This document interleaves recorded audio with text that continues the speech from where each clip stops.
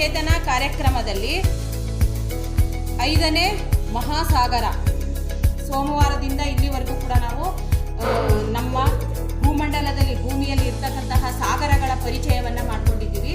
ಈ ದಿನ ಆರ್ಕ್ಟಿಕ್ ಮಹಾಸಾಗರ, ಇದು 5ನೇ ಮಹಾಸಾಗರ. ಇದು 4 ಸಾಗರಗಳಿಗಿಂತ ತುಂಬ ಚಿಕ್ಕದಾದಂತಹ ಸಾಗರ, ಅಂದರೆ ವಿಸ್ತೀರ್ಣದಲ್ಲಿ ಸುತ್ತಳತೆಯಲ್ಲಿ ಚಿಕ್ಕದು. ಇದು ಯಾವ ಭಾಗದಲ್ಲಿ ಇದೆಯಪ್ಪ ಅಂತಂದರೆ ಅದಕ್ಕೆ ಇವತ್ತು ನಿಮಗೆ ಗ್ಲೋಬನ್ನು ತರಿಸಿದ್ದೀವಿ. ಮಕ್ಕಳೇ, ಭೂಮಿಗೆ 2 ಧ್ರುವಗಳಿದೆ. ಈ ಧ್ರುವವನ್ನು ಉತ್ತರ ಧ್ರುವ ಅಂತ ಕರಿತೀವಿ, ಈ ಧ್ರುವವನ್ನು ದಕ್ಷಿಣ ಧ್ರುವ ಅಂತ ಕರಿತೀವಿ.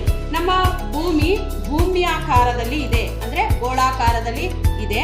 ಈ ನೀಲಿ ಬಣ್ಣದಲ್ಲಿ ತೋರಿಸಿರ್ತಕ್ಕಂತಹ ಈ ಭಾಗವನ್ನೆಲ್ಲ ನಾವು ಸಾಗರಗಳು ಅಂತ ಕರಿತೀವಿ. ಮತ್ತು ಇಲ್ಲಿ ಬಣ್ಣದ ಇದರಲ್ಲಿ ತೋರಿಸಿದಾರಲ್ಲ, ಅವುಗಳೆಲ್ಲ ಭೂಖಂಡಗಳು.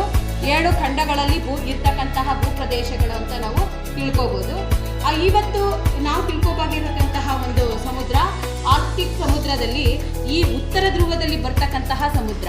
ಇದು ಭೂಮಿಯ ಮೇಲ್ಭಾಗದಲ್ಲಿರ್ತಕ್ಕಂತಹ ಈ ಸಮುದ್ರಕ್ಕೆ ಆರ್ಕ್ಟಿಕ್ ಮಹಾಸಾಗರವು ಉತ್ತರ ಧ್ರುವ ಪ್ರದೇಶವನ್ನು ಸುತ್ತಲೂ ಆವರಿಸಿಕೊಂಡಿದೆ. ಆರ್ಕ್ಟಿಕ್ ಸಮುದ್ರದ ವಿಸ್ತಾರ 1,40,90,118 ಚದರ ಕಿಲೋಮೀಟರ್. ಸಮುದ್ರದ ಮೇಲ್ಭಾಗದಿಂದ ಸುಮಾರು 150 ಮೀಟರ್ ಆಳವರೆಗೆ ನೀರು ಬೇಕಾಗುವ ಉಷ್ಣತೆಗಿಂತಲೂ ಕಡಿಮೆ ಇರುತ್ತದೆ. ಮೇರು ಪ್ರದೇಶದ ಸಮುದ್ರ ಜಲದಲ್ಲಿ ಹೆಚ್ಚು ಆಳಕ್ಕೆ ಹೊಂದಿರುವುದಿಲ್ಲ. ಉಷ್ಣತೆಯಲ್ಲಾಗಲಿ ಲವಣತೆಯಲ್ಲಾಗಲಿ ಹೆಚ್ಚು ವ್ಯತ್ಯಾಸ ಕಂಡುಬರುವುದಿಲ್ಲ. ಆರ್ಕ್ಟಿಕ್ ಮಹಾಸಾಗರ ಭೂಮಿ ಅತ್ಯಂತ ಚಿಕ್ಕ ಮಹಾಸಾಗರ.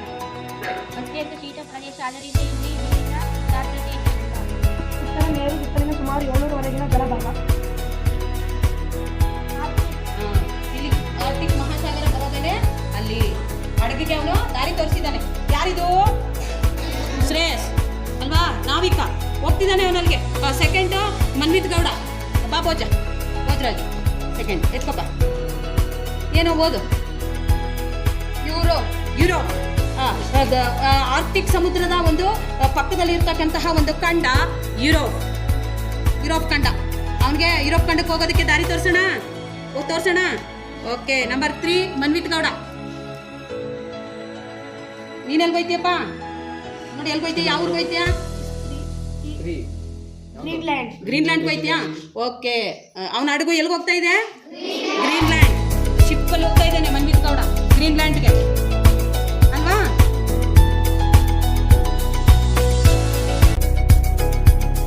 ನಂಬರ್ 4 ಮಹೇಶ. ಪವನ್ ಬಾ.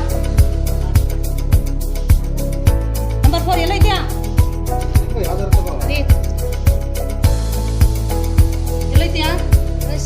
ರಷ್ಯಾಕ್ಕೆ ಹೋಯ್ತೀಯಾ? ಓಕೆ. ಅವನ ಅಡುಗೆ ಎಲ್ಲಿಗೆ ಹೋಗ್ತಾ ಇದೆ? ರಷ್ಯಾ. ನೋಡೋಣ ಎಲ್ಲಿದೆ ರಷ್ಯಾ, ಗುರ್ಸಪ್ಪ.